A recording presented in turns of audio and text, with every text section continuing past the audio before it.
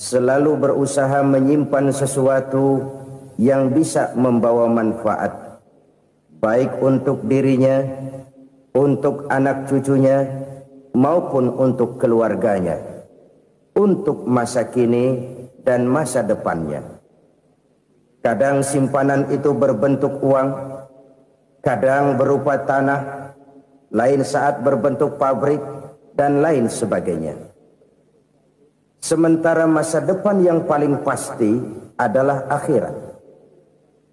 Jika untuk masa depan dunia kita rela memeras keringat, membanting tulang, pergi pagi dan pulang petang, menyimpan uang, menyimpan tanah, menyimpan pabrik, pernahkah kita merenung jika satu saat kiamat datang, kita dibangkitkan dari kubur masing-masing, berdiri di padang mahsyar untuk mempertanggungjawabkan seluruh kegiatan hidup kita di dunia ini, lalu kita akan menuju ke alam akhirat. Sudahkah kita mempunyai simpanan untuk akhirat kita? Pada pertemuan kali ini saya ingin menyampaikan sebuah hadis di mana Rasulullah sallallahu alaihi wasallam bersabda, "Arba'un min kanzil jannah." Simpanan sorga ada 4 macam. Yang pertama, ikhfa'us sadaqah, menyembunyikan sedekah. Saudara-saudara kaum muslimin, sebagaimana yang kita maklum bahwa Allah Subhanahu wa taala melebihkan sebagian rezeki dari kita terhadap yang lain. Ada yang kaya, ada yang setengah kaya, ada yang miskin, ada yang setengah miskin, dan selanjutnya. Ada yang gajinya kecil tapi penghasilannya gede. Ada yang penghasilannya gede tapi enggak punya gaji. Ada juga yang memang gajinya gede dan penghasilannya gede. Kelebihan rezeki merupakan sunnatullah dan tidak harus membuat kita merasa lebih dari yang lain. Bahkan sebaliknya, kelebihan itu harus membuat kita ringan tangan untuk menolong mereka yang memang memerlukan pertolongan. Kalau saudara diberikan ilmu, maka pertanyaan akhirat cuma satu: ilmumu kau amalkan untuk apa? Kalau saudara diberikan umur yang panjang, pengadilan akhirat juga bertanya satu: umurmu kau habiskan di mana? Tapi kalau saudara diberikan harta, pengadilan akhirat akan bertanya 2: hartamu kau dapat dari mana? Kau belanjakan kemana? Dari mananya ditanya dan kemananya juga ditanya. Oleh karena kita akan dimintakan pertanggungan jawab, maka amanah yang bernama harta ini harus kita gunakan dengan sebaik-baiknya. Ada penggunaan yang merupakan kewajiban, itu zakat namanya. Ada penggunaan yang sewaktu-waktu, itu infak namanya. Ada yang lebih sewaktu-waktu lagi, dan itu sedekah namanya. Zakat dia terikat oleh haul dan nisab, oleh putaran batas waktu dan ukuran dari harta itu sendiri. Sedangkan infak terikat oleh situasi dan kondisi perekonomian seseorang. Sedangkan sedekah tidak terikat dengan apapun. Dalam kondisi seperti apapun kita bisa melakukan sedekah dengan yang terkecil sekalipun. Sampai-sampai Rasulullah sallallahu alaihi wasallam mengajarkan, la tahqiranna minal ma'rufi syai'an walau an talqa akhaka biwajhin talik. Atau ada hadis, tabassumuka fi wajhi akhika laka shadaqah. Senyumanmu kepada temanmu adalah sedekah. Jadi untuk melakukan sedekah tidak harus dalam berbentuk uang. Dengan ilmu kita bisa sedekah. Dengan tenaga kita bisa bersedekah, dengan pikiran kita bisa bersedekah, bahkan senyum kepada teman itu pun sedekah. Jadi kalau sedekah dengan uang memang belum punya uang, nyengir aja banyakin. Itu asal pada tempatnya, jangan lalu ketemu tiang listrik cengengesan. Tentu tidak pada tempatnya dan tidak wajar. Nah, sedekah yang paling dicintai Allah adalah sedekah yang disembunyikan. Artinya, jauh dari sifat riya. Kan kadang-kadang ada orang sedekah itu disebutkan namanya, apa tidak bagus? Kalau memang niatnya ikhlas, ya bagus-bagus saja untuk memberikan sugesti kepada yang lain. Di Fulan bin Fulan nyumbang sekian, diumumkan. Boleh kalau niatnya untuk memberikan rangsangan kepada yang lain supaya dia menyumbang lebih besar dari orang tadi. Tapi kalau itu mendatangkan riya, maka sedekah yang paling dicintai Allah adalah sedekah yang disembunyikan. Tangan kiri saja tidak tahu apa yang diberikan oleh tangan kanan. Sedekah yang dilakukan dengan ikhlas akan merupakan perbendaharaan surga, tersembunyi dari pandangan orang lain, tidak seorang pun tahu. Karena memang sikap yang baik adalah melupakan kebaikan dan mengingat kesalahan. Itu salah satu ciri orang bahagia. Orang yang selalu mengingat kesalahannya dan berusaha melupakan segala kebaikannya. Kalau dia akan ada kebaikan, dia tidak bisa ikut, dia merasa rugi karena dia merasa belum pernah berbuat baik. Tapi kalau akan melakukan kesalahan baru, dia ingat kesalahan yang sudah-sudah, sehingga terhalang baginya untuk melakukan satu kesalahan baru. Demikianlah saudara-saudara, bahwa Allah melebihkan rizki sebagian kita dari yang lain agar terjadi tolong-menolong dalam kehidupan ini. Jadi kesenjangan yang nature, kesenjangan yang alami, itu sunnatullah. Ada yang kaya, ada yang miskin, ada yang kelas menengah. Nah, kenapa lalu sekarang kita berusaha mengentaskan kemiskinan? Oleh karena adanya kesenjangan struktural. Kalau yang kaya bisa semakin kaya, kenapa yang miskin tidak bisa naik jadi ikut sedikit kaya? Sebab pada dasarnya Islam adalah agama yang sejak turunnya sudah berupaya memerangi kemiskinan. Bahkan dikatakan kemiskinan itu mendekatkan kepada kekufuran. Orang kalau miskin udah dekat banget sama kafir. Gampang menjadi kafir. Berapa banyak saudara-saudara kita yang oleh karena soal perut, oleh karena soal materi, terpaksa meninggalkan dan menanggalkan akidahnya. Menjual petunjuk yang diberikan Allah dengan kesenangan dunia yang cuma sebentar ini. Na'udzubillah, thumma na'udzubillah. Jadi makin kita sembunyikan satu sedekah, semakin banyak perbendaharaan kita di surga. Sedekah yang paling dicintai Allah adalah sedekah yang disembunyikan. Malahan ada seorang sufi, dia punya kebiasaan kalau pergi sholat Jumat dia bawa uang, itu uang dia taruh di bawah tikar masjid. Dia niat sedekah kepada siapa saja yang nemuin itu duit. Maksudnya apa? Supaya yang nemuin nggak tahu siapa yang punya duit. Demikian dia saking ingin menyembunyikan sedekahnya. Karena sifat riya itu bisa memakan amal kita sendiri. Riya itu termasuk menyebut-nyebut kebaikan kita. Orang yang suka nepuk dada, sedikit-sedikit ngitungnya kalau nggak gua. Tuh kalau nggak gua tuh yang belah situ, kalau nggak gua, kalau nggak gua. Iya, kalau nggak lu kenapa emang? Orang yang suka menepuk jasad. Tuh, biasanya memang begitu saudara-saudara. Kalau perang lagi berkecamuk, orang nggak sempat ngaku jadi pahlawan. Tapi begitu perang selesai, yang kagak kenal bedil ngaku pahlawan, mas. Itu sesuatu yang biasa. Oleh karenanya, orang-orang yang ikhlas dalam bersedekah, disembunyikannya sedekah itu, Allah cinta betul.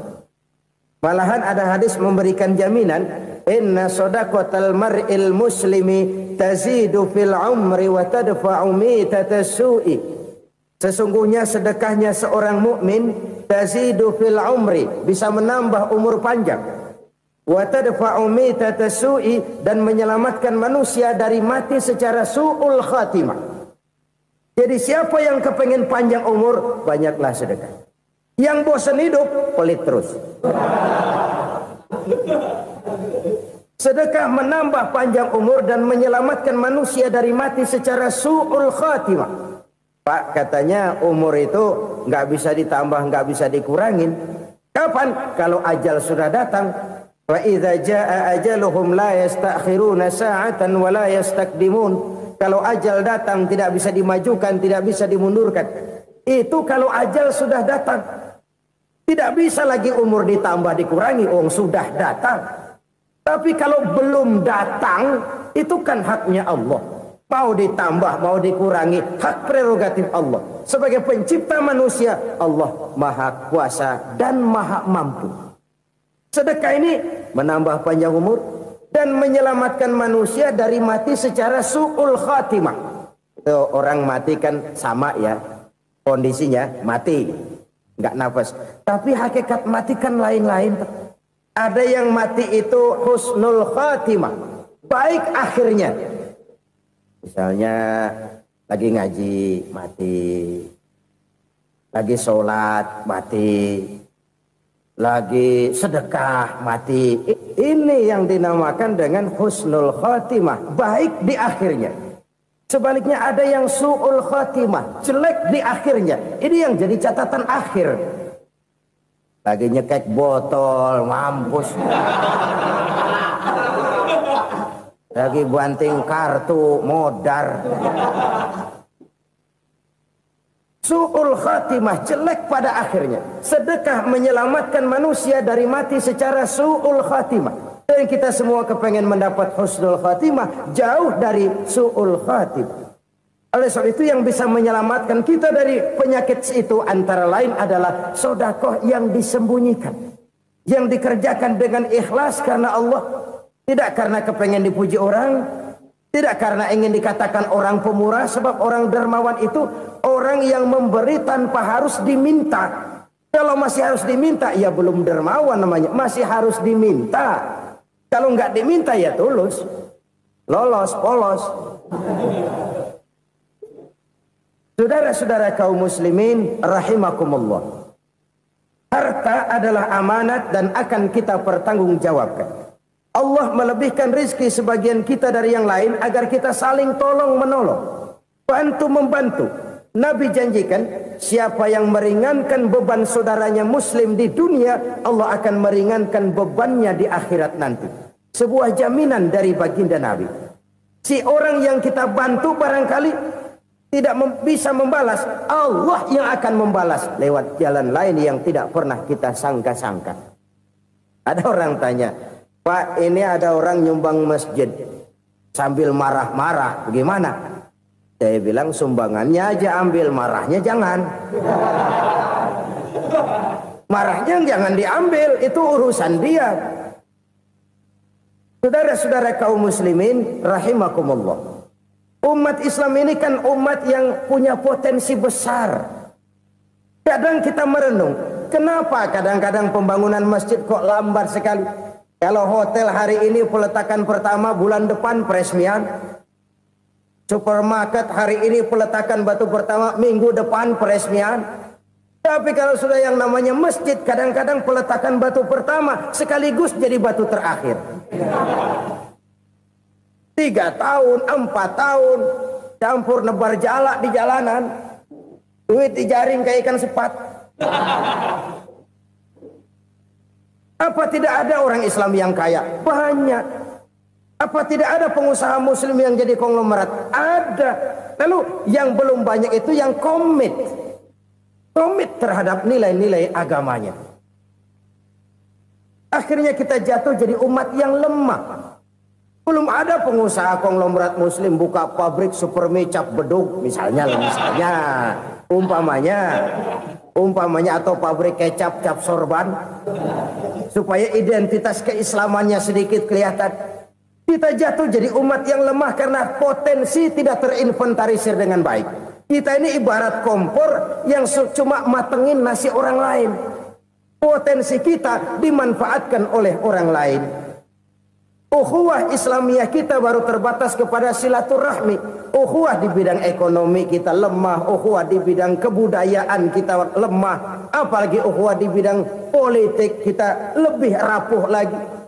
Padahal ukhuwah itu adalah totalitas kehidupan manusia, menyangkut ipolek sosbud, memerlukan nilai-nilai ukhuwah. Jadi oleh karena itu mari kita menyadari di dalam harta kita, walaupun kita yang cari, pergi pagi, pulang sore, peras keringat, banting tulang, di sana ada harta anak yatim. Di sana ada hak masjid. Di sana ada hak pesantren, di sana ada hak jihad. Berbahagialah seseorang apabila dia oleh Allah dijadikan keran. Keran itu menyimpan air, tapi tidak untuk dirinya, tapi disalurkannya kepada mereka yang memang memerlukannya. Saudara-saudara kaum muslimin rahimakumullah, ini yang pertama. Jadi perbendaharaan surga adalah menyembunyikan sedekah. Orang lain nggak tahu, kita pun nggak pernah ngitung-ngitung. Kita anggap lewat begitu saja, padahal itu deposit akhirat. Satu. Yang kedua, perbendaharaan surga itu apa? Wa kitmanul musibah, menyembunyikan kesulitan. Kadang orang takut menghadapi kesulitan, tapi makin kita merenung, hidup ini kan sebenarnya urusan. Takut sama urusan, ya jangan hidup. Tandanya orang hidup itu kalau punya urusan. Urusan melupakan problem. Problem sering menimbulkan kesulitan. Kesulitan bukan untuk ditakuti, tapi untuk diatasi dan dicarikan jalan keluarnya. Siapa sih orangnya yang nggak pernah sulit-sulit? Makin tinggi status sosialnya, makin gede urusannya. Makin tinggi kualitas imannya, makin berat tingkat kesulitannya. Cuma memang yang namanya enak itu seperti pelangi. Biang lala itu nggak pernah di atas kepala kita, di atas kepala orang melulu. Lo sih enak lo, kata kita. Dia juga bilang yang enak kan lo. Pelangi itu nggak pernah di atas kepala kita. Kata tukang beca, aduh enak ya naik Mercy. Kata tukang beca, apa yang di dalam mobil Mercy? Aduh enak bener tukang beca, di jok ngeringkuk ngorok pulas bener. Saya kamar pakai AC sejuk, tempat tidur sutra empuk, alga spring bed, kulak kulik nggak bisa pulas kalau belum minum Valium, belum tidur. Enak bener tukang beca, di jok ngorok nggak tahu wetan kulon. Si tukang beca bilang yang di Mercy enak, yang di Mercy bilang tukang beca enak. Inilah enak, nggak pernah di atas kepala kita, di atas kepala orang lain melulu enak itu. Nah, saudara-saudara, yang merupakan perbendaharaan surga itu orang yang bisa menyembunyikan kesulitan, baik pribadi ataupun rumah tangga. Nih terutama rumah tangga yang jadi soalnya. Kadang-kadang kita ini kalau senang, sebaliknya kalau senang kita diam, kalem aja, cuek. Banyak banget duit kita bawaan, diam aja udah. Malah ketemu orang takut. Tapi begitu susah, sekampung tahu. Padahal Nabi mengajarkan perbendaharaan surga itu menyembunyikan musibah, menyembunyikan kesulitan. Kalau enak, cerita sama orang-orang. Kalau nggak enak, rasain sendiri, tekan sendiri, atasin sendiri. Kita kan sebaliknya. Senang kita diam, asal lagi susah, paling tidak kita nyari teman buat cerita kesusahan. Siapa orangnya yang nggak pernah susah? Cuma soalnya bagaimana kita mengatasi kesusahan itu sendiri. Begitu juga misalnya kalau orang sudah berumah tangga, itu orang tuanya harus menjadi tempat dia cerita yang enak-enak saja. Yang nggak enak rasain berdua, selesaikan berdua, atasin berdua. Jangan dibalik. Asal senang diam, giliran susah saja. Maknya laporan. Terbalik. Bisa menjaga security informasi. Maka nama bayam keluar diem, malah seluitan. Enak amat lo makan daging ayam. Security informasi. Saudara-saudara kaum muslimin rahimakumullah. Ujian yang terberat itu yang pernah diberikan kepada para nabi, para rasul, para aulia, para ulama. Makin tinggi keimanan, makin berat bentuk kesulitan. Ayo saya kemukakan satu contoh saja. Ada seorang nabi yang kaya, nabi kaya, namanya Nabi Ayub. Iblis kalau orang begini kan keki, ibadahnya rajin, kaya. Nih yang kayak begini susah digodain. Kalau ibadahnya rajin, miskin, kali bisa disogok. Sini imannya mantap, ibadahnya rajin, kaya, nabi lagi. Tapi namanya iblis, nggak kurang akal. Laporan, Tuhan, kenapa Les? Ya ini bahasa saya, bahasa Qur'annya sih nggak gitu. Itu hambamu yang namanya Ayub, dia rajin ibadah cuma karena dikasih kaya aja. Coba kasih miskin dia, berhenti dia sembahyang. Ah, kamu bisa aja. Saya tahu Ayub itu hambaku yang ikhlas. Saya buktiin Tuhan, silahkan. Dibuktiin lah, iblis turun ke alamin. Yang mula-mula dia lakukan, dia rusak sawah ladang Nabi Ayub. Dia binasakan binatang ternak Nabi Ayub. Sehingga dalam waktu singkat, jatuhlah Nabi Ayub dari orang paling kaya jadi orang paling miskin. Beliau masih ibadah di mihrab dalam masjid. Datang iblis. Saudara Ayub, ya. Lagi ngapain? Ibadah. Nyembah Allah, nyembah Allah. Oh, percuma. Kenapa? Tuhan yang ente sembah nih, dia udah bikin miskin ente. Sawah ladang ente hancur lebur, binatang ternak binasa. Sekarang ente jadi orang paling miskin. Ngapain nyembah Tuhan kayak begitu? Tekor. Udah berhenti dah ibadah, berhenti ibadah. Ini iblis sama Tuhan laporannya lain, yang dikerjakan kepada Nabi Ayub juga lain. Benar begitu iblis, kata Nabi Ayub. Iya, sawah ladang saya habis, buras. Binatang ternak saya binasa, binasa. Saya miskin, bangpak. Apa jawab Nabi Ayub? Bukan innalillahi, ya ini hebat. Alhamdulillahillazi a'tani wa akhza minni. Segala puji bagi Allah yang telah memberikan harta kepada saya dan sekarang mengambilnya lagi. Alhamdulillah. Allah yang ngasih, Allah yang ambil. Itu mah urusan Allah. Iblis cuman ibadah jalan terus, sujud lagi Nabi Ayub. Iblis seleher gondok banget. Dasar Nabi nggak mempan dia apa-apain. Miskin malah alhamdulillah. Allah yang ngasih, Allah yang ambil. Jadi kalau kita tidak komit, kita tidak terikat kepada kaya, miskin, senang, susah, apa yang bisa bikin kita susah? Jadikan kekayaan, kemiskinan, jadikan senang, susah sebagai anak buah yang bisa kita atur. Jangan kekayaan ngatur kita, jangan kemiskinan ngatur kita. Kita yang harus mengatur mereka. Senang, susah, kaya, miskin, bahagia, sengsara, jadikan itu anak buah yang bisa kita atur. Kalau sekarang kita kaya, lain saat boleh jadi kita miskin, semiskin-miskinnya. Allah yang ngasih, Allah yang ambil. Tenaga mana yang bisa menghalangi? Ibadah jalan terus. Iblis makin gondok. Dasar Nabi loh. Akhirnya apa? Nabi Ayub dikerjain, diberikan penyakit. Demikian fatal penyakitnya. Bayangin, udah miskin sakit. Masya Allah. Miskin sakit. Sakitnya nggak lama, kira-kira 16 tahun. Istrinya 3, 2 mental minta ceraiin. Ngerawatin laki bengek begini. Senang belum tentu, susah udah pasti nih. Cerai aja, cerai dah. Cerai. Tinggal satu Siti Rahmah yang setia menemani beliau. Sesetia-setianya hati perempuan. Satu saat Siti Rahmah bilang, "Bang, iya, abang kan Nabi, Bang. Lalu, namanya Nabi kan doanya jarang meleset, Bang.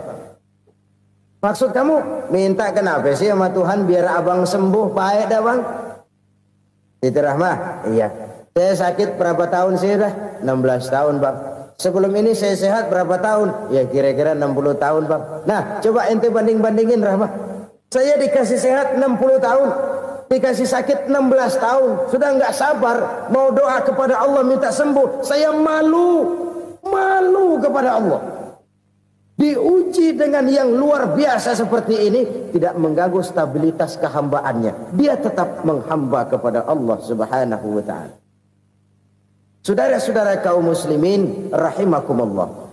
Kunci menghadapi kesulitan itu apa? Allah jelaskan dalam satu ayat, wa basyiris sabirin alladzina iza asabathum musibah qalu inna lillahi wa inna ilaihi raji'un. Gembirakan orang-orang yang sabar Siapa mereka itu? Yang apabila mendapat musibah mereka kembali kepada keyakinan dasar segalanya dari Allah dan segalanya akan kembali kepada Allah. Ini konsepsi dasar dari sikap muslim dalam menghadapi berbagai kesulitan. Segalanya dari Allah, segalanya akan kembali kepada Allah. Kalau ini sudah kondisi dasarnya, maka kita akan lapang menghadapi kenyataan bagaimanapun pahitnya. Apakah itu namanya miskin, apakah itu namanya sakit, bahkan maut sekalipun. Maut sekalipun. Segalanya dari Allah, segalanya akan kembali kepada Allah. Ini sikap hidup, bukan sekedar ucapan. Kita kadang-kadang menjadikannya sebagai ucapan. Mulutnya sehingga berhenti, innalillahi wa inna ilaihi rajiun, tapi nangisnya terus gerung-gerungan. Bukan itu, ini kesadaran moral. Kalau segalanya dari Allah, segalanya kembali kepada Allah, kan sebenarnya cuma nunggu giliran. Hari ini saya nyembayangin dia, entah hari apa saya disembayangin orang.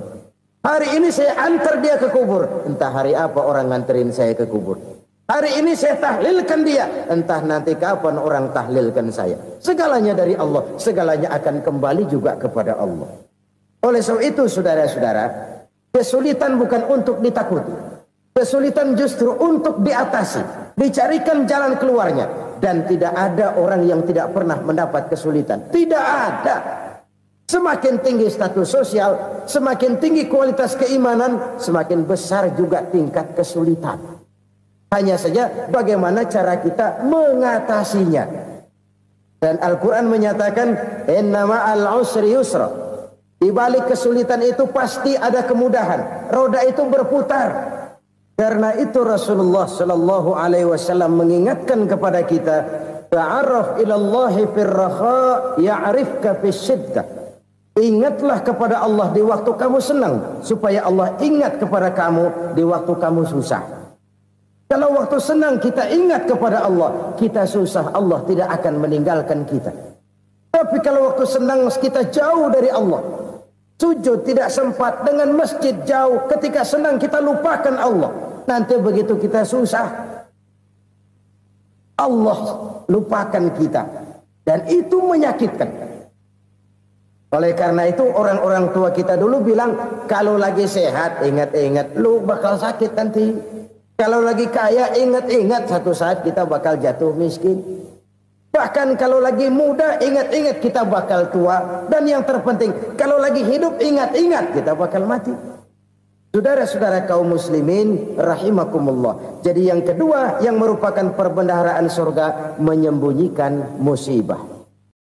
Saudara-saudara kaum muslimin rahimakumullah. Hal ketiga yang merupakan perbendaharaan surga adalah wasilaturrahmi. Orang yang suka bersilaturahmi. Sebagaimana yang kita maklum bahwa manusia adalah makhluk yang disebut zon politika. Makhluk sosial yang tidak mungkin hidup sendiri-sendiri. Betapa dan siapapun kita memerlukan orang lain. Bodoh betul manusia kalau tinggal di tengah masyarakat tapi tidak mau bermasyarakat. Merasa hebat sendiri, pintar sendiri, gagah sendiri, kaya sendiri. Mungkin kalau mati juga ngubur sendiri.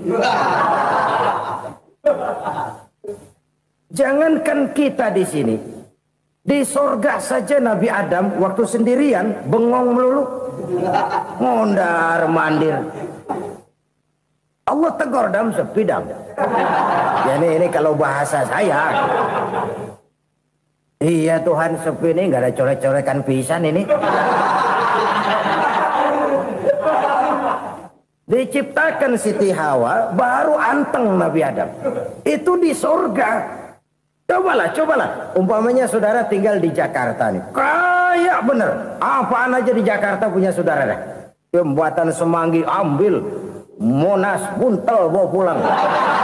Hotel-hotel ambil semua. Cuman tinggal di Jakarta sendirian, apa enaknya? Betapa dan siapapun kita perlu orang lain. Tidak ada seorang pun yang bisa memenuhi kebutuhan hidupnya secara sendiri-sendiri. Nah, Islam telah menyelamatkan manusia dari ras diskriminasi. Mengikat manusia dengan persaudaraan yang berlandaskan kepada akidah. Karena itu dianjurkan bersilaturahmi. Bahkan Nabi menyatakan, man arada ayyubsata lahu fi rizqihi wa yunsa'a fi atharihi falyasil rahimah. Siapa yang kepengen diluaskan rezekinya dan dipanjangkan usianya, banyaklah ia bersilaturahmi. Siapa yang kepengen dimudahkan rezekinya, hendaknya ia banyak bersilaturahmi. Kalau banyak teman, kesulitan kan paling tidak ada tempat cerita. Udah susah, sendirian kita pikirin diri, nggak ada tempat tukar pikiran. Cepet banget sama bengek. Dilawan sendiri.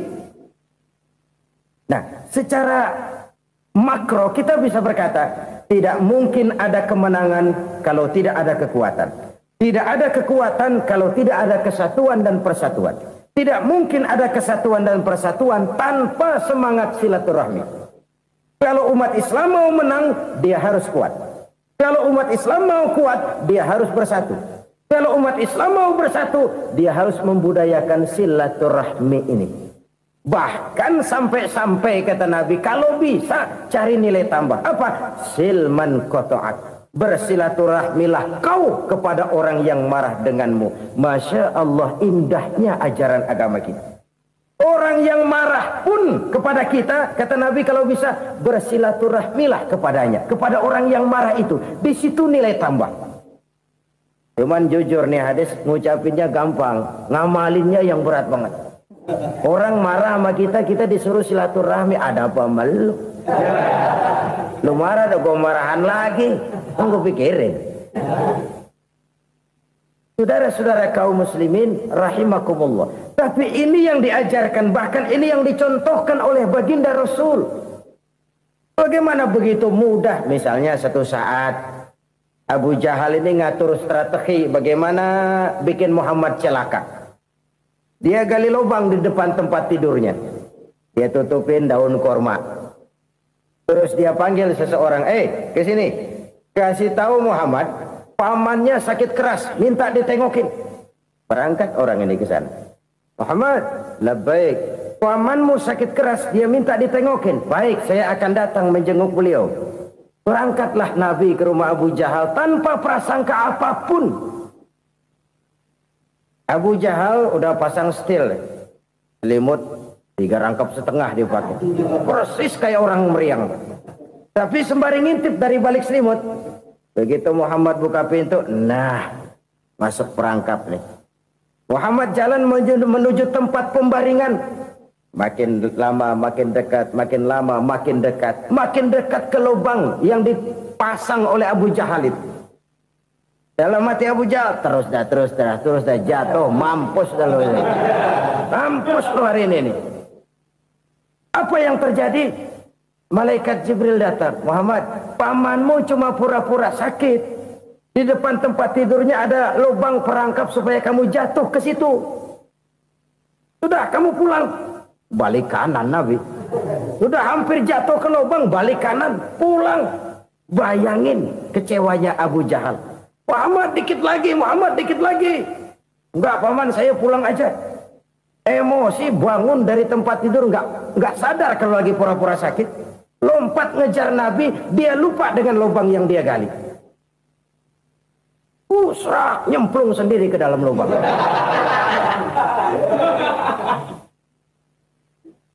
Nabi terus berlalu. Ini terjadi keanehan. Jatuh ke lubang yang dia gali itu sebenarnya nggak terlalu dalam ya. Antara 3-4 meteran lah. Tolong saya jatuh ke lubang ini. Datanglah pelayan-pelayannya itu. Angkat saya dari sini. Oh, yang ngulurin tambang. Satu gulung, belum juga nyampe itu tambang. Kurang, beli lagi ke warung. Sambung, ulur lagi, nggak juga bisa sampai. Wah, ini kerjaan Muhammad ini. Tolong, siapa salah seorang kamu ke rumah Muhammad, kasih tahu encangnya kecebur. Minta ditolongin. Sampaikan kepada Rasul. Kenapa? Pamanmu jatuh ke lubang, Muhammad minta tolong diangkatin. Tambang udah nyambung-nyambung nggak nyampe juga. Ya, nanti saya datang, saya tolong. Cobain. Nyata-nyata orang berniat jahat mau mencelakakan dia. Datang dia menolong. Ini yang disebut air tuba dibalas air susu ya ini. Bukan sebaliknya. Air tuba dibalas air susu. Paman, kecebur ya? Iya Muhammad, tolong ini. Pegang tangan saya. Nabi ulurkan tangannya. Nyampe. Dipegang oleh Abu Jahal. Diangkat ke atas. Sampai atas. Apa kata Abu Jahal? Sihirmu memang hebat Muhammad. Udah ditolongin dikata sihir. Yang enak kita kemplang kan itu orang begitu. Urusan apa? Tapi inilah akhlak. Kalau bisa kamu bersilaturahmilah dengan orang yang marah kepadamu sekalipun. Orang marah kita tetap baik. So, kalau kita berbuat baik sama orang yang memang baik, rasanya sih biasa-biasa aja. Orang baik kita baik lagi, ya draw aja, belum ada nilai tambah di situ.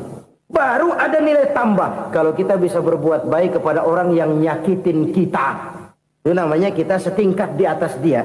Dia sakitin kita, kita berbuat baik sama dia. Dia pelit sama kita, kita baik sama dia. Dia marahin kita, kita deketin dia. Di situ kita punya nilai tambah.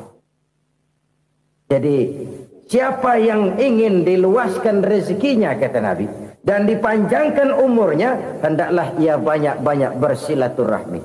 Sederhana sebenarnya silaturahmi, tapi silaturahmi membangkitkan semangat kesatuan dan persatuan.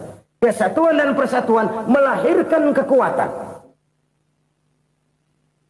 Dalam matematika 1 ditambah 1 pasti 2. Tapi di tengah masyarakat 1 orang takut ditambah 1 orang takut, hasilnya jadi 2 orang setengah berani. Kenapa setengah berani? Karena udah berdua. Tadi pan takut sendirian. Kalau dia kumpul turu-turu takutlah jadi berani. Kita yang lemah, kita yang tidak berdaya, kita yang miskin, kalau mau kompak bersatu, apa yang nggak bisa kita kerjain? Apalagi tinggal di kota besar, pilihan cuma 2. Bertahan atau minggir. Bertahan atau minggir. Untuk bisa bertahan harus mampu bersaing. Untuk mampu bersaing harus punya keahlian. Keahlian harus ditunjang dengan pendidikan, ditambah oleh kekompakan sebagai umat. Udah miskin mencar mulu, orang injak kita. Orang nggak pandang urusan apa yang malu. Oleh karena itu silaturahmi pada hakikatnya merupakan roh dari ukhuwah yang diajarkan oleh agama kita. Bagaimana Islam menyelamatkan masyarakat manusia dari ras diskriminasi, mengikat manusia, dan tidak ada persaudaraan yang lebih indah selain persaudaraan yang diikat dengan nilai-nilai akidah. Sepanjang orang di jalan Allah, itulah saudara kita. Keluar dia dari jalan Allah, selesailah persaudaraan sampai di situ. Karena itu, kalau ingin menyimpan sesuatu di surga, banyaklah bersilaturahmi. Datang ke rumah ini, datang ke rumah itu, dan lain sebagainya. Itu simpanan kita di akhirat nanti. Ini yang ketiga. Saudara-saudara, yang keempat, perbendaharaan surga itu apa? Wa qawlu la hawla wa la quwwata illa billah. Ucapan la hawla wa la quwwata illa billah. Ibadah kan ada yang berat, modalnya besar. Bangun masjid berat, modalnya besar. Bangun rumah sakit berat, modalnya besar. Ada ibadah yang berat, tapi modalnya ringan. Misalnya puasa. Puasa itu berat, mengendalikan nafsu. Kalau sekedar nggak makan nggak minum sih enteng, mengendalikan nafsu. Itu jihad terbesar. Tapi kan modalnya ringan, cuma niat saja. Ini ibadah berat, modalnya ringan. Ada ibadah yang ringan, modalnya juga enteng. Seperti termasuk ucapan la haula wa la quwwata illa billah. Tanpa sadar, la haula wa la quwwata illa billah. Nyelengin tuh di surga.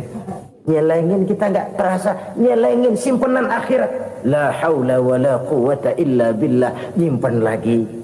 Kaget, la haula wa la quwata illa billah, nyimpan lagi, banyak simpanan. Walaupun sebenarnya yang dimaksud di sini adalah kesadaran batin bahwa tidak ada daya dan kekuatan kecuali Allah. Itu intinya. Kita memulai pekerjaan disunahkan baca bismillah, kan begitu. Apa itu? Kesadaran moral Bahwa ini saya bisa kerjakan. Saya kerjakan ini dengan menyebut nama Allah. Kenapa? Kalau Allah tidak memberikan daya dan kekuatan, mana mampu saya kerjakan ini. Maka saya kerjakan ini dengan menyebut nama Allah. Bismillah. Kesadaran moral. Manusia hanya wajib berusaha, tapi nggak pernah wajib berhasil. Banyak hal-hal yang kalau kita renungkan secara rasio nggak mungkin. Tapi jadi kenyataan. La haula wa la quwata illa billah. Tidak ada daya dan kekuatan kecuali bagi Allah semata-mata. Kesadaran moral akan kelemahan dan keterbatasan makhluk bernama manusia. Kadang kita kagum dengan otak, tapi kita sering lupa sama yang bikin otak. Padahal bagaimanapun hebatnya otak, yang bikin otak pasti lebih hebat dari otak. Nggak percaya, silahkan otak-otakan. Inilah kecenderungan. Kita kagum dengan pesawat-pesawat mutakhir, bukan main, besi gede banget terbang itu. Alangkah hebatnya. Lalu apa yang bikin otak tidak lebih hebat dari itu semua? Kita puji laut. Apa yang bikin laut tidak lebih hebat dari laut itu? La haula wa la quwata illa billah. Tidak ada daya dan kekuatan kecuali Allah. Apa yang bisa kita lakukan? Kalau tidak karena daya dan kemampuan yang diberikan oleh Allah kepada kita. Lahirlah sikap tawadu, rendah hati.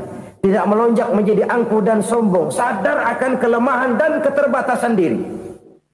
Sebagai makhluk yang diciptakan oleh Allah subhanahu wa ta'ala. Jadi satu sisi ini ucapan yang berpahala. La haula. Jadi wiridan.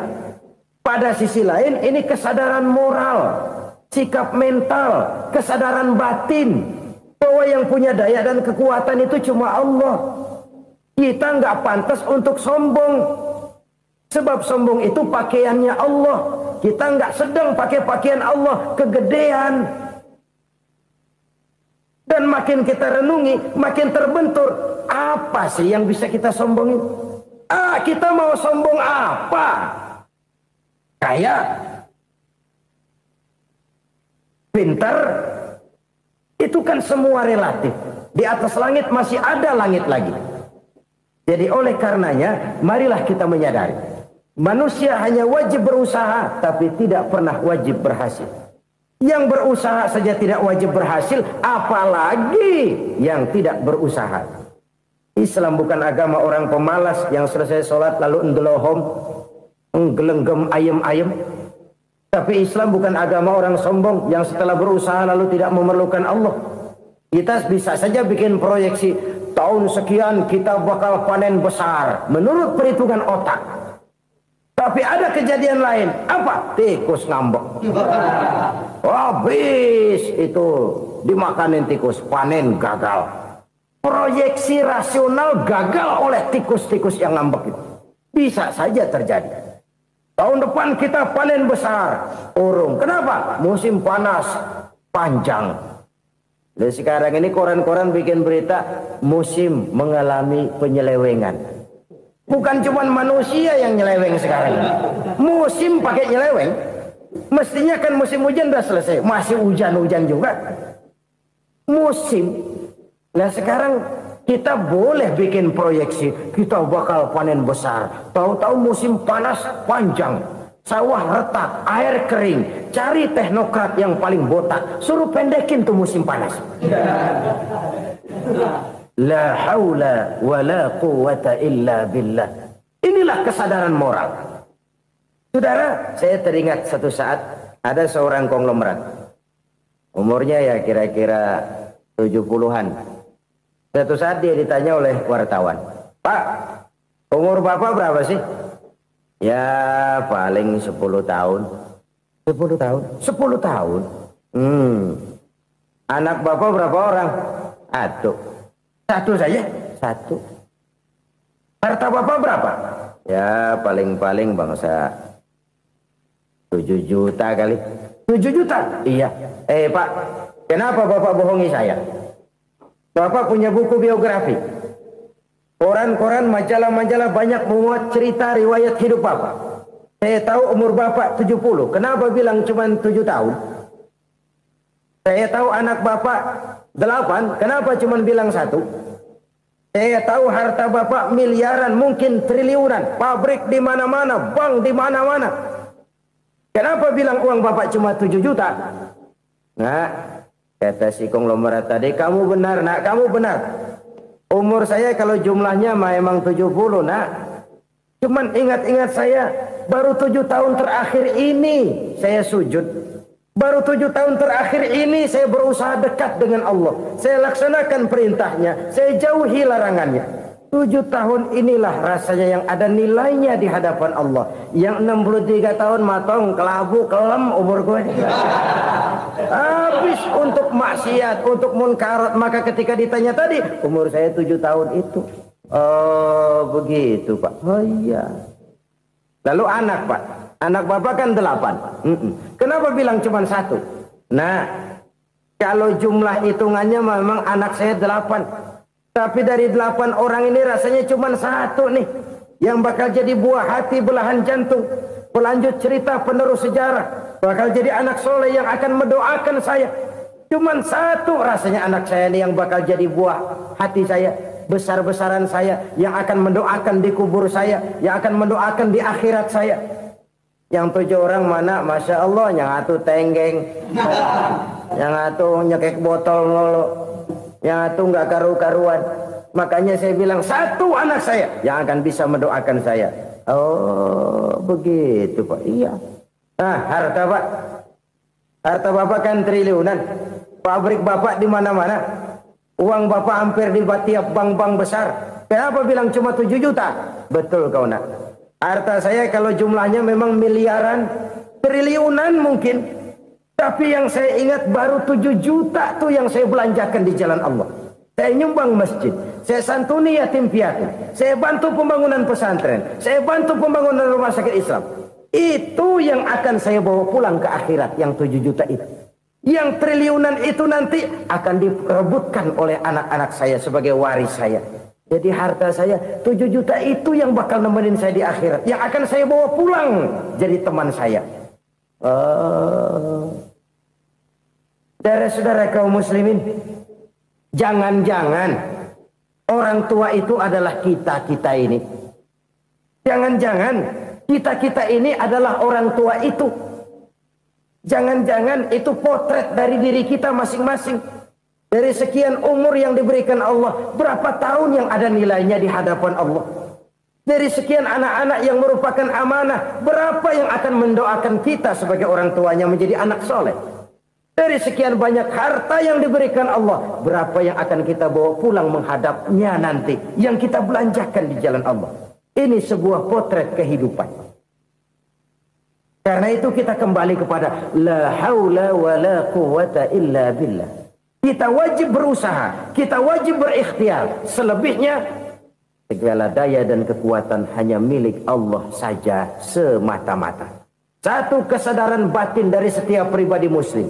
Setelah ia berusaha dan berikhtiar, ia menyerahkannya kepada Allah Subhanahu wa ta'ala. Jadi satu sisi ini merupakan wiridan ucapan yang mengandung pahala. Pada sisi lain ini merupakan sikap batin dari seorang muslim di dalam ia menghadapi realitas kehidupan ini. Saudara-saudara kaum muslimin rahimakumullah. Kalau ini kita jadikan satu basis kehidupan, maka ini akan menyelamatkan manusia dari kemungkinan tergelincir menjadi orang yang lupa diri dan lupa darat. Sebab itu Imamul Ghazali berpesan, jadidis safinah fa innal bahra amiq wa khuziz zad fa inna safara ba'id wa khaffifil hamla fa innal hamla sadid. Perbarui selalu kapalmu karena lautan sangat dalam. Bawa bekal yang banyak karena perjalanan ini sangat jauh. Ringankan beban karena kebanyakan beban akan menyakitkan. Alangkah indah kalimat ini, alangkah dalam makna yang terkandung di sana. Perbarui selalu kapalmu karena lautan sangat dalam. Apa artinya ini? Jaga mentalmu baik-baik. Pelihara imanmu baik-baik karena hidup penuh cobaan seperti lautan. Kita kalau berlayar di lautan kan kadang-kadang tenang, angin bertiup sepoi-sepoi basah. Jika malam datang bintang gemintang bertabur menghias cakrawala. Rembulan memantulkan sinarnya dengan indah. Dalam keadaan begitu berlayar enak. Tapi lain saat ombak menggunung, halilintar menyambar, angin topan bertiup. Berapa banyak sudah saudara-saudara kita yang tenggelam di lautan dunia tanpa sadar bahwa dia belum sampai kepada pantai yang akan dituju. Berapa banyak sudah saudara-saudara kita yang tenggelam di lautan dunia ini tanpa sempat bangkit lagi. Dia menyangka sudah sampai kepada tujuannya. Hati-hati kapal jangan sampai bocor karena lautan sangat dalam. Iman ini jaga baik-baik karena hidup penuh dengan ujian. Wa khuzizat fa inna safara ba'id. Bawa bekal yang banyak karena perjalanan sangat jauh. Saudara mau ke Bandung, bawa duit. Saudara mau ke Surabaya, banyakan lagi duitnya. Saudara mau ke Mekah, gepokan, iketan tuh duit nggak lembaran lagi. Makin jauh perjalanan, makin banyak bekal yang harus kita bawa. Kalau saudara dari Jakarta mau ke Surabaya, kagak bawa duit berangkat juga, itu sih bukan berani namanya, nekat. Sampai Surabaya belum tentu, sengsara di jalan udah pasti. Kenapa? Nggak bawa bekal berangkat. Sama juga kita nih, misalnya belum sempat sembahyang, mati. Waduh, berani banget orang. Belum punya bekal, mati. Sengsara di jalan. Atau bekal tidak cukup. Dari Jakarta saudara mau ke Surabaya, bawa duit 500 perak. Paling jauh Cikampek nyampenya itu. Paling jauh itu. Antara jauhnya perjalanan dengan bekal yang saudara bawa tidak seimbang. Hidup ini perjalanan panjang. A walking tour. Dimulai dari alam arwah. Sebelum jasad diciptakan, roh diciptakan lebih dulu. Dari situ pindah ke alam rahim. Dari alam rahim pindah ke alam dunia. Dari alam dunia pindah ke alam barzah. Baru menuju akhirat. Satu perjalanan panjang. Kalau bekal tidak bawa, sengsara di jalan. Bawa bekal yang banyak karena perjalanan ini sangat jauh. Wa khaffifil hamla, ringankan beban karena beban itu cuma akan menyulitkan. Kalau bekal itu sih keperluan, tapi beban nggak kita perluin, coba ngeberat-beratin. Apa ini beban? Dosa. Kecurangan, kebatilan, kezoliman, ketidakadilan, kesewenang-wenangan. Itu akan jadi beban kita di akhirat. Alangkah celakanya, perjalanan panjang, bekal tidak bawa, beban kelewat banyak. Alamat sengsara di jalan. Pahala tidak ada, dosa berlipat ganda.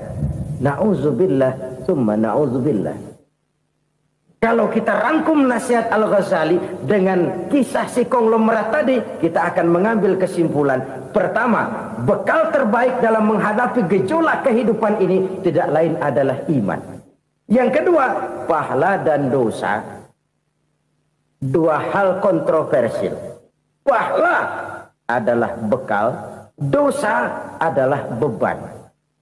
Tapi kita sekarang kan tidak begitu terangsang kepada yang abstrak. Orang berlomba mencari yang konkret-konkret saja. Yang real. Kalau memang dosa, benjol dong. Kira-kira begitu. Kira-kira begitu. Persis orang Yahudi dulu. Orang Yahudi itu kan pernah minta kepada Nabi Musa. Ya Musa, lan nu'mina laka hatta narallaha jahrah. Musa, kami nggak bakal mau beriman kepada Allah kalau belum kami lihat Allah ada nongkrong di depan kami. Kalau memang Tuhan ada, taruh dong di depan kami. Mau yang konkret-konkret saja. Kalau memang dosa, benjol dong. Kalau memang pahala, berasa dong. Orang terangsang kepada yang real, yang konkret-konkret saja. Karena itu, untuk mengejar dosa, orang mau bayar. Tapi untuk mengejar pahala, walaupun tidak bayar, orang segan. Ini yang dikatakan oleh Nabi, kamu mengharapkan ke surga, tapi kamu berat melaksanakan sesuatu yang bisa membawa kamu ke surga. Kamu ingin jauh dari neraka, tapi tiap saat kamu lakukan perbuatan-perbuatan yang justru menjerumuskan kamu ke neraka. Idda'aitum an-najata minan nar wa ramaitum fiha anfusakum. Kamu ingin selamat dari neraka, tapi kamu lemparkan diri kamu ke neraka. Kamu ingin masuk surga, tapi berat sekali kamu melakukan perbuatan-perbuatan yang bisa menyampaikan kamu di surga. Saudara-saudara kaum muslimin rahimakumullah. Jadi hal keempat yang merupakan perbendaharaan surga adalah la haula wa la quwwata illa billah. Satu sisi ini merupakan ucapan yang memperberat timbangan akhirat. Pada sisi lain ini merupakan sikap hidup seorang muslim. Kesadaran batin yang sangat dalam bahwa tidak ada daya dan kekuatan kecuali Allah. Dan itu kita simbolkan pada saat memulai pekerjaan dengan bismillah, dengan menyebut nama Allah. Satu kesadaran moral, saya hanya bisa melakukan ini karena diberikan daya dan kekuatan oleh Allah. Lahirlah sikap tawadu, rendah hati, tidak melonjak menjadi angkuh dan sombong. Saudara-saudara, sampai sini dulu jumpa kita kali ini. Semoga 4 perbendaharaan surga ini dapat kita lakukan, yang kelak akan merupakan bekal kita di kemudian hari nanti. Amin ya rabbal alamin. Bapak-bapak, ibu-ibu, saudara-saudara kaum muslimin rahimakumullah. Di dalam kehidupan kita sebagai seorang muslim, minimal 5 kali dalam sehari semalam kita mendengar seruan untuk mendirikan solat yang disebut azan. Ada kalimat menarik di dalam kalimat azan itu, yakni seruan hayya 'alal falah, marilah menuju kepada keberuntungan, marilah meraih kemenangan. Seruan ini adalah kecenderungan dari setiap manusia, apapun warna kulitnya. Artinya, setiap orang dalam hidup selalu ingin meraih dan mencari kemenangan. Kemenangan akan melahirkan kepuasan batin, dan kepuasan batin memberikan kebahagiaan. Sedangkan kekalahan melahirkan penderitaan batin, dan penderitaan batin menjerumuskan seseorang di dalam berbagai bentuk kerugian. Jikalau inilah seruan azan, maka masalahnya ialah apa yang menyebabkan kita meraih kemenangan. Al-Quranul Karim memberikan tuntunan dan ajaran kepada kita bahwa orang-orang yang memperoleh kemenangan itu tidak lain adalah orang-orang yang bertakwa. Hanyalah mereka yang bertakwa kepada Allah Subhanahu wa ta'ala pada akhirnya akan tampil sebagai pemenang. Lalu siapa orang yang bertakwa itu? Dijelaskan dalam awal-awal Al-Baqarah, orang yang bertakwa yang akan meraih kemenangan. Pertama, allazina yu'minuna bil ghaib, yaitu orang-orang yang beriman kepada yang gaib. Percaya bahwa ada alam yang gaib, alam yang abstrak, alam yang tidak bisa dijangkau oleh salah satu daripada panca indera kita. Mereka percaya dan beriman kepada adanya malaikat, beriman kepada adanya iblis dan jin, beriman kepada adanya alam kubur, beriman kepada adanya alam mahsyar, beriman kepada adanya alam akhirat, beriman kepada adanya surga dan neraka. Beriman bukan cuma sekedar beriman dalam ucapan bibir saja, tetapi beriman yang nilai iman itu mampu mewarnai gerak dan gaya hidupnya.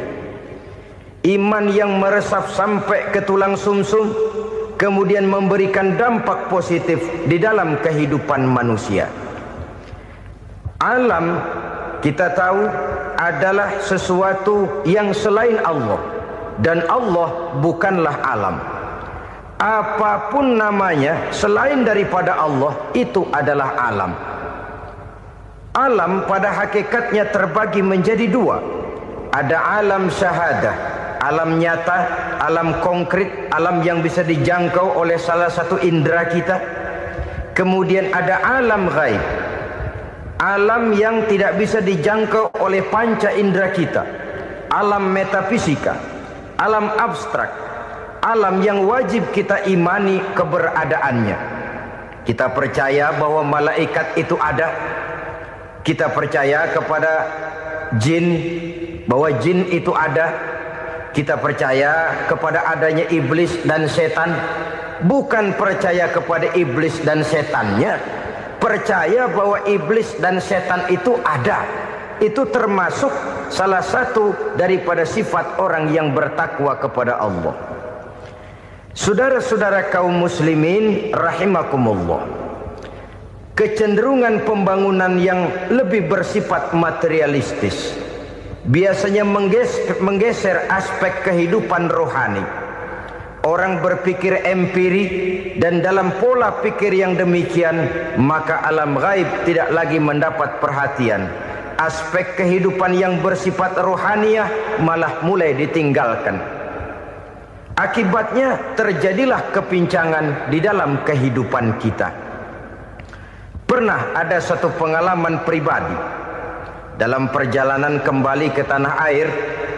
Dalam pesawat di sebelah kanan saya duduklah seorang Jerman namanya Heiner Simonsen. Iseng saya ajak kenalan, saya ajak ngobrol, saya tanya dia. Saya bilang, Mas Heiner ini, kalau pesawat yang kita tumpangi ini jatuh ke bawah, kira-kira apa yang bakal terjadi, Mas? Dia bilang, kita semua akan mati. Begitu? Iya. Oke. Apa itu mati? Tanya saya. Dia bilang, untuk tahu apa itu mati, kita harus tahu lebih dahulu apa itu hidup. Saya pikir nih bule bisa ngomong juga. Baiklah kata saya. Apa hidup menurut Anda itu? Oh, hidup itu dia bilang, kalau seluruh anggota badan kita bekerja secara normal, paru-paru memompa darah secara normal, jantung berdetak secara normal, sel-sel tubuh bekerja secara fit, dan organisme tubuh hanya mau bekerja secara normal, dia bilang, kalau kita memberi makan yang cukup, menu yang teratur, dan gizi yang lengkap. Saya bilang, kesimpulannya apa, Ner? Dia jawab, hidup adalah dari tangan ke mulut. Life is from the hand to the mouth, kata dia. Hidup adalah dari tangan ke mulut. Jadi masalah hidup tidak lebih daripada masalah isi perut. Orang pergi pagi, pulang sore, peras keringat, banting tulang, perut yang dibelain. Saya bilang, you are wrong. Sampean salah, Ner.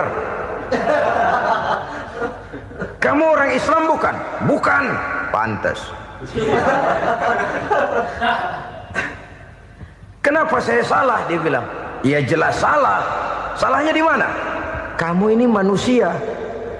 Kalau hidup cuma dari tangan ke mulut, saya bilang, kambing di kampung saya juga begitu pikirannya, Ner. Itu kambing di kampung saya, asal perutnya kenyang, sudah hidup dia.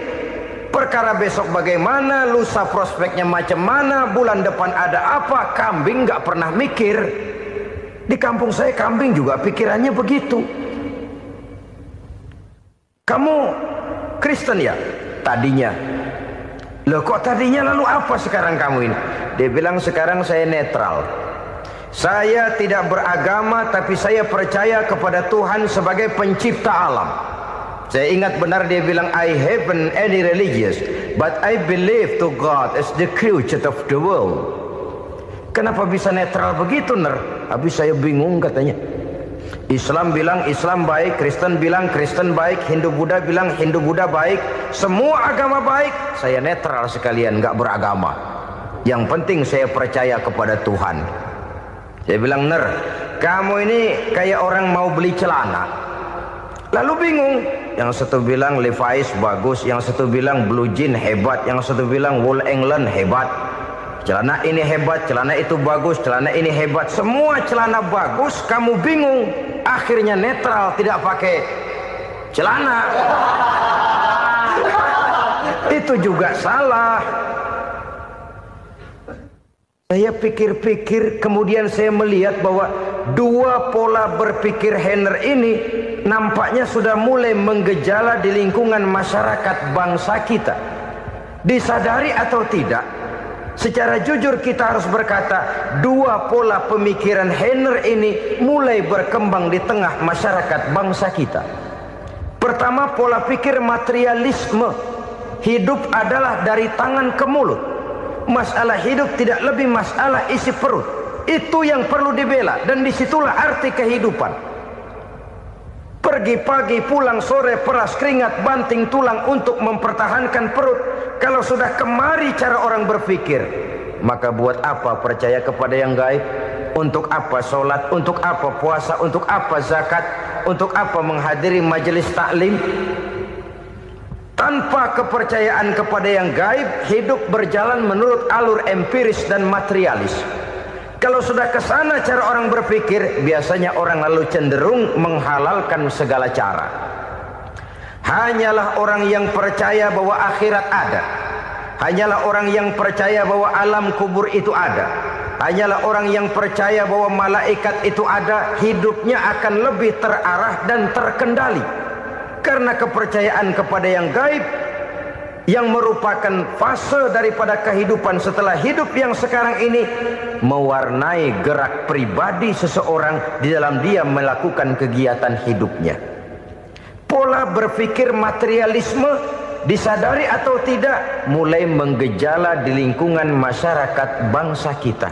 Hidup tidak lebih dari urusan tangan ke mulut, mulut ke tangan, tangan ke mulut. Asal perut sudah kenyang, hiduplah sudah. Perkara bagaimana prospek hari yang akan datang, bagaimana akhirat tidak jadi persoalan. Ini yang oleh Nabi diperingatkan, ad-dunya sijnul mu'min wa jannatul kafir. Dunia adalah penjara bagi orang beriman dan surga bagi orang kafir. Dulu di zaman Belanda hadis ini pernah disalah tafsirkan, disalah artikan, digunakan sebagai senjata untuk mengkebiri dan membuat impoten umat Islam. Sudahlah umat Islam gak usah macam-macam, kata Belanda. Dunia ini kan penjara buat orang Islam, surga buat orang kafir. Di penjara jangan bertingkah.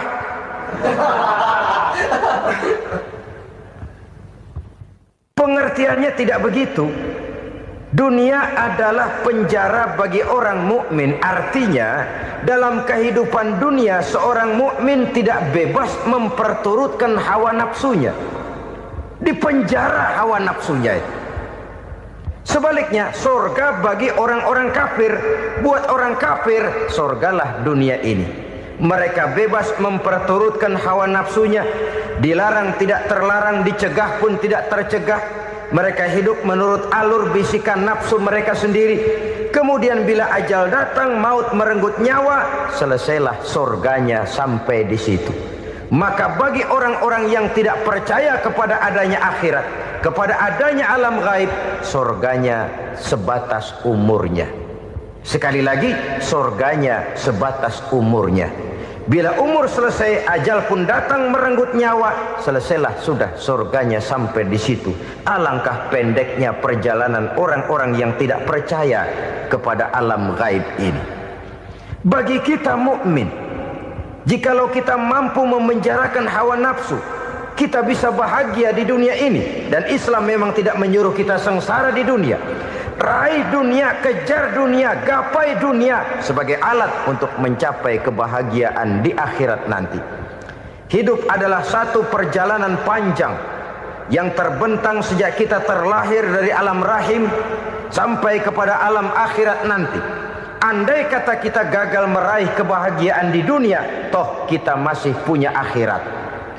Tapi jangan jadi dalil yang melemahkan semangat. Biarin dah kita di dunia kebelangsak, yang penting akhirat. Akhirnya dunia benar-benar kebelangsak. Bagaimana dunia ini bisa kita raih, dan bagaimana meraih dunia untuk menunjang kepentingan akhirat nanti. Yang kedua, dari pikiran Heiner yang saya lihat menggejala di lingkungan masyarakat bangsa kita, timbulnya manusia-manusia netral. Seolah-olah Tuhan yes, agama no. Sama Tuhan percaya, agama ogah. Tuhan ngangguk, giliran agama godeng.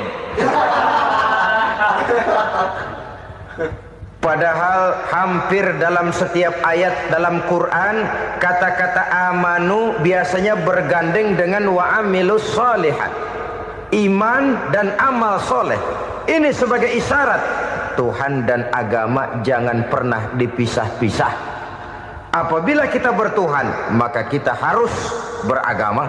Apabila kita beragama, maka agama itu harus bersumberkan dari Tuhan yang kita imani itu.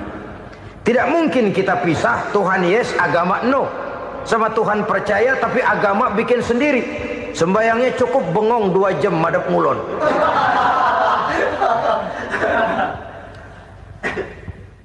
Saudara-saudara kaum muslimin rahimakumullah.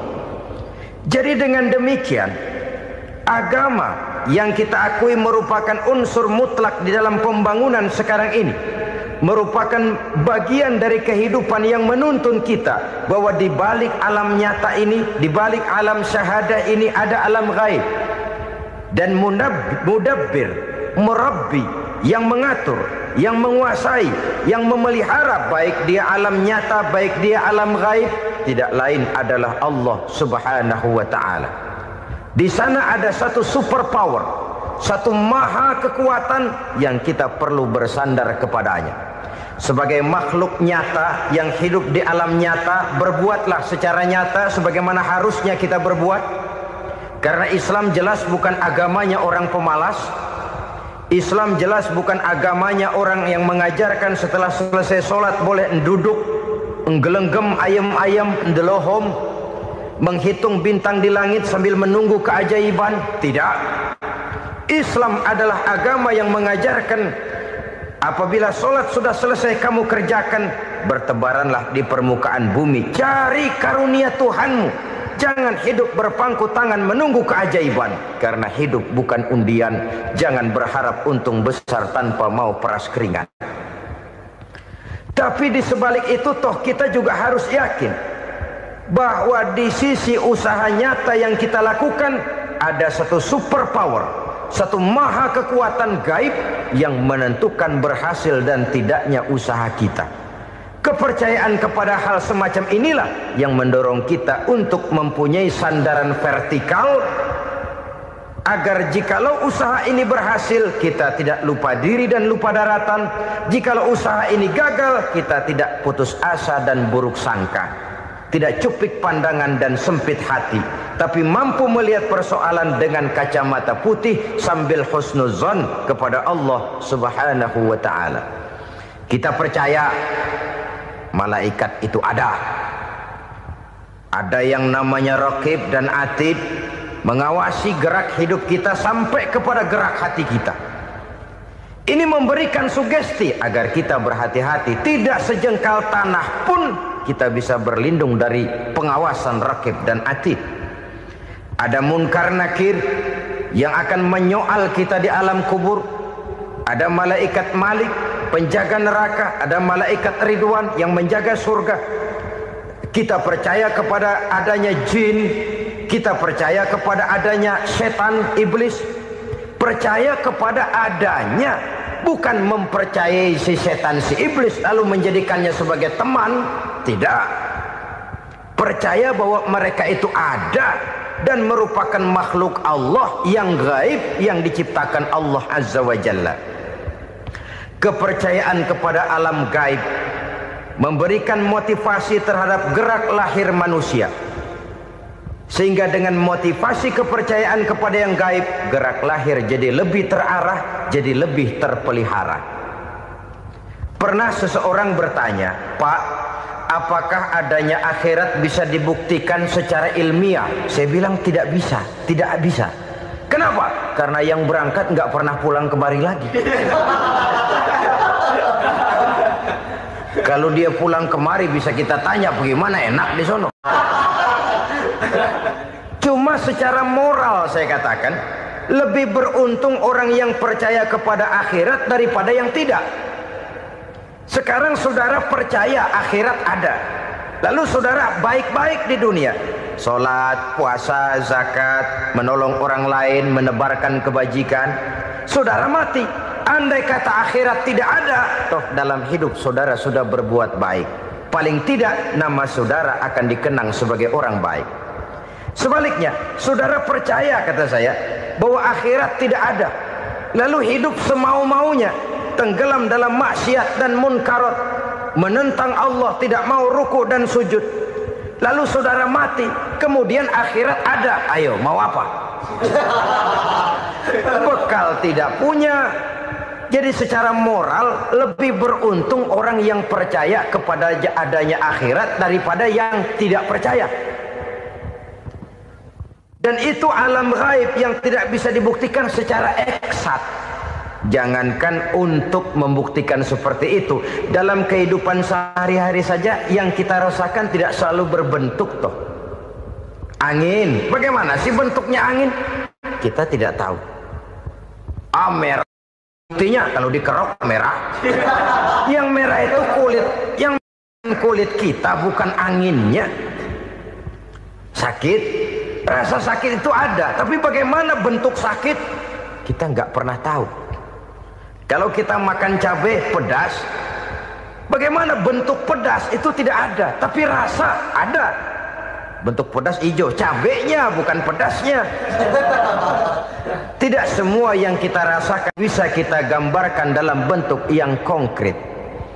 Oleh karena itu, sekali lagi bahwa kepercayaan kepada alam yang gaib mampu memberikan satu sugesti yang menata kehidupan seseorang lebih lurus, lebih terarah, dan lebih terkendali. Maka wajar kalau kepercayaan kepada yang gaib mengantarkan seseorang untuk meraih kemenangan. Kenapa? Dia percaya kepada yang gaib, bahwa akhirat ada, bahwa alam kubur ada, bahwa pertanggungan jawab itu ada. Maka dia lalu tidak hidup saenae udele dewe itu loh. Tidak hidup menurut seleranya sendiri, terarah, teratur. Ini cirinya yang pertama. Orang bertakwa yang akan meraih kemenangan, mereka beriman, mereka percaya kepada yang gaib. Bahkan hal-hal konkret saja selalu berangkat dari yang gaib. Saudara-saudara, para remaja, para pemuda sekarang ini tidak pernah tahu toh siapa yang akan jadi teman hidup saudara. Kita bisa saja ngerancang, mentargetkan, tapi toh akhirnya yang namanya jodoh bukan kekuasaan kita. Rezeki di luar kemampuan kita. Begitu juga ajal. Maut, jodoh, ajal adalah contoh-contoh konkret bahwa pada akhirnya yang gaiblah yang menentukan. Bertahun-tahun ngelancong, emang jodoh seret, nggak jadi.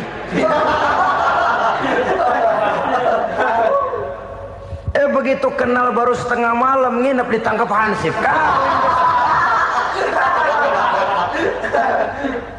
Hal-hal semacam itu kadang-kadang kita berpikir suuzon, gile, perempuannya cakep banget, lakinya rebek amat. Memang begitulah jodohnya. Memang begitulah jodohnya. Saudara hadirin ma'asyiral muslimin yang saya hormati, jadi hal-hal yang konkret saja kita yakini sepenuhnya ditentukan oleh satu superpower yang gaib itu tadi. Dari sanalah segala ketentuan itu berangkat dan kesanalah segalanya akan kembali. Maka kepercayaan kepada yang gaib meluruskan gerak hidup seseorang dan itu akan mengantarkan dia kepada meraih kemenangan. Satu. Yang kedua, wa yuqimuna shalah. Orang bertakwa yang akan meraih kemenangan itu adalah orang-orang yang mendirikan sholat. Kenapa sholat mengantarkan orang untuk meraih kemenangan? Yang jelas, inna sholata tanha anil fahsya'i wal munkar. Sholat mampu mencegah manusia dari perbuatan keji dan munkar. Banyak filsafat hidup yang terkandung di dalam sholat ini. Sejak kita wudhu sampai kita menghadap ke arah kiblat, sampai kita melakukan gerak-gerak sholat, bacaan-bacaan yang ada di dalam sholat, lalu sampai kepada mengucapkan salam. Banyak filsafat hidup yang terkandung di dalam sholat. Umpamanya saja, setelah takbiratul ihram mulai kita dengan sholat dalam posisi berdiri, diajarkan dalam kitab-kitab fikih agar kita melihat ke arah tempat sujud. Ini kan filsafat kehidupan. Kalau kamu sholat dalam posisi berdiri, lihat tempat sujud. Jangan sholat mata jelalatan, sebab nanti bisa mengurangi kekhusyuan. Jadi wajar kalau yang dikatakan bahwa yang paling afdol adalah shaf yang di depan. Kenapa? Secara harfiah pengertiannya akan lebih mengundang kekhusyuan. Kenapa? Kalau kita di shaf paling depan di masjid umpamanya paling banter kita lihat tembok. Tapi kalau kita shaf di tengah atau di belakang, orang-orang di depan kita pun akan kelihatan. Yang bajunya loreng, yang bajunya genggang, yang bajunya macam-macam.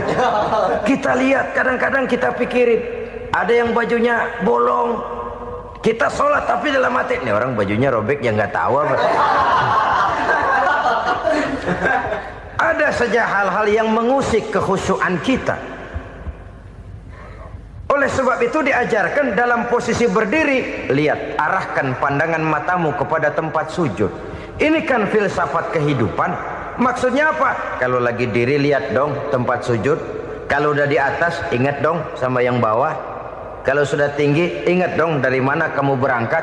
Kalau sudah berkuasa bantu dong yang lemah. Kalau sudah kaya santuni dong yang miskin. Kalau sudah alim bimbing dong yang awam. Ini filsafat kehidupan. Dalam posisi berdiri kau lihat tempat sujud. Ini akan melahirkan kepekaan sosial di mana seseorang mau tahu kepada orang lainnya. Bagaimanapun kaya kita, tinggi pangkat dan jabatan kita, jikalau hidup hanya untuk kepentingan perut sendiri saja, rasanya belum membawa manfaat di dalam kehidupan kita. Tapi efek yang tertinggi sesungguhnya, sholat mencegah manusia dari perbuatan keji dan munkar.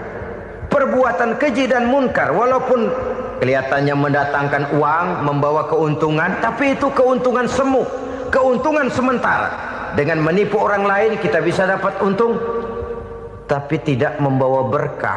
Dan itu adalah kerugian besar dalam kehidupan kita. Maka untuk meraih kemenangan harus dimulai dengan membentuk kepribadian yang tegar, memiliki sandaran vertikal yang langsung kepada Allah Subhanahu wa ta'ala. Dan itu hanya bisa kita tempuh melalui jalur ibadah formal yang sudah ditentukan Allah, yakni sholat yang 5 waktu.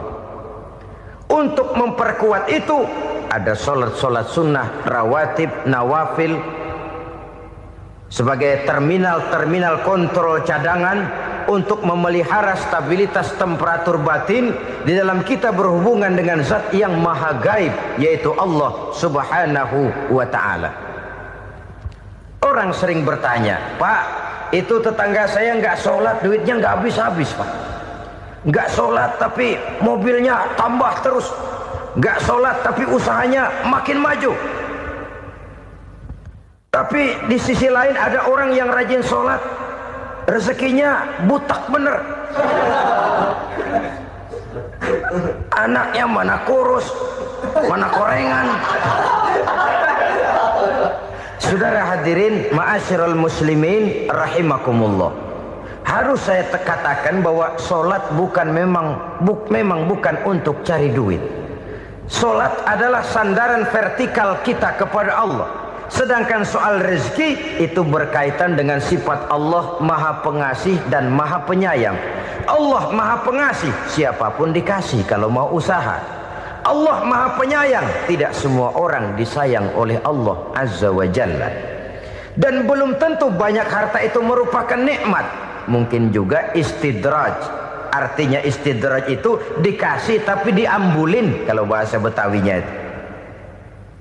Dikasih tapi diambulin, itu bukan merupakan nikmat sesungguhnya, lebih merupakan azab dari Allah Subhanahu wa ta'ala.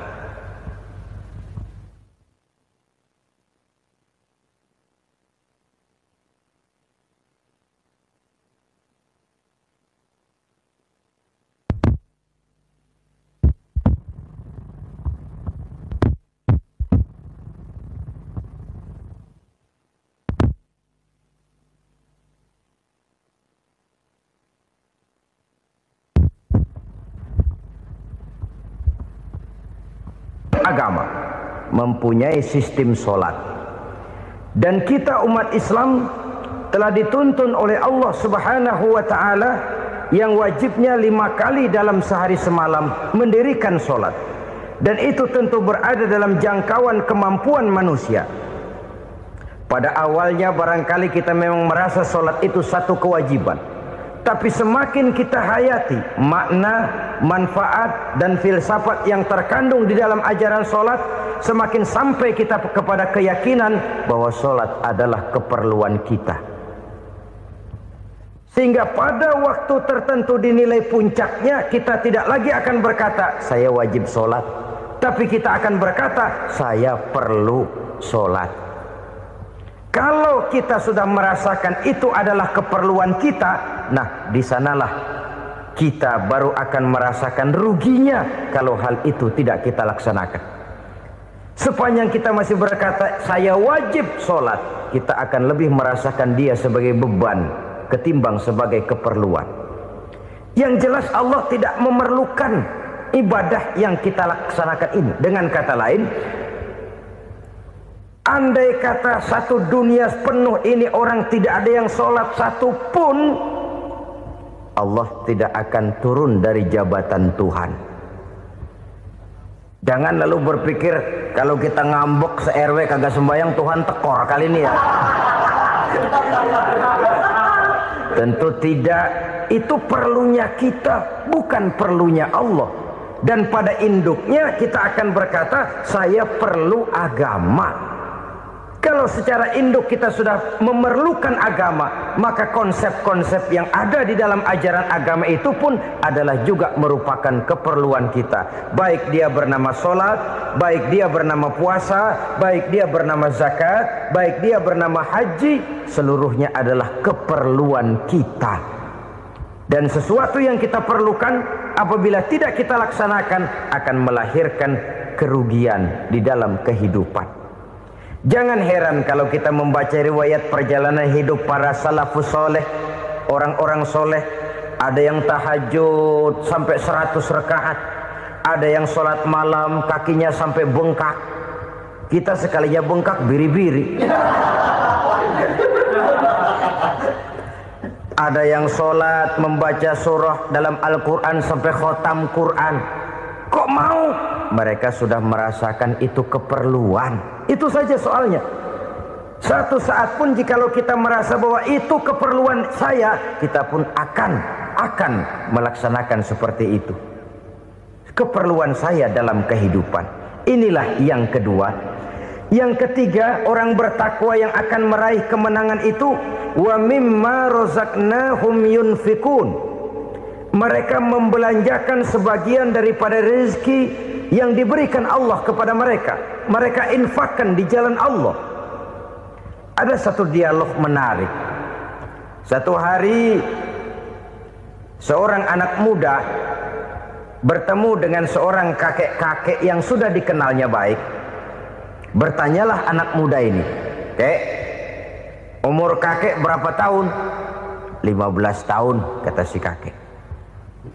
"Anak kakek berapa orang?" 1. "Harta kakek berapa banyak?" 15 juta. Si anak muda ini bengong, lalu protes, "Kok kakek bohongin saya?" "Kenapa?" "Saya tahu umur kakek 70 tahun. Kenapa ngaku 15? Saya tahu anak kakek 5. Kenapa bilang 1? Saya tahu kakek miliuner, miliaran uang kakek.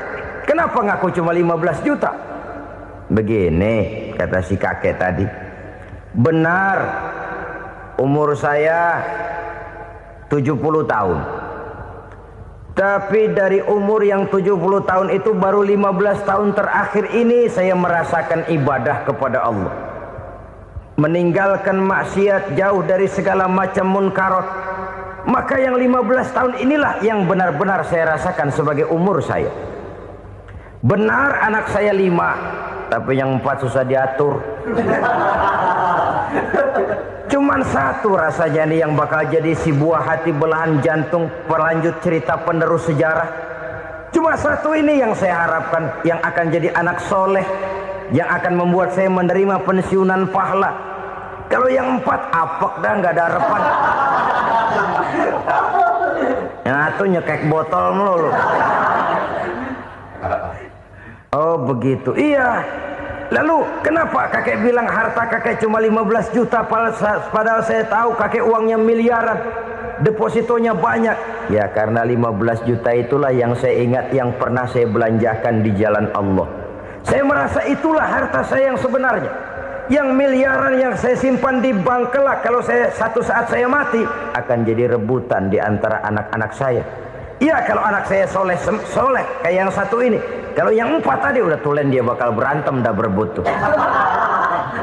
Jadi 15 juta yang saya belanjakan di jalan Allah inilah yang saya merasakan benar-benar harta saya yang sesungguhnya. Dialog ini patut menjadi bahan renungan kita bersama. Diberikan kita umur 40, 50, 60, 70, 80. Berapa tahun dari umur yang diberikan itu yang jalan mulus, yang kita gunakan untuk melaksanakan ibadah? Banyak harta kita simpan di bank, di lemari, di dompet, di tas. Tapi berapa yang sudah kita depositokan di jalan Allah yang akan menemani kita di hari kita kembali nanti? Maka orang bertakwa yang akan meraih kemenangan, wa mimma razaqnahum yunfikun, mereka membelanjakan sebagian dari rezeki yang diberikan Allah di jalan Allah Subhanahu wa ta'ala.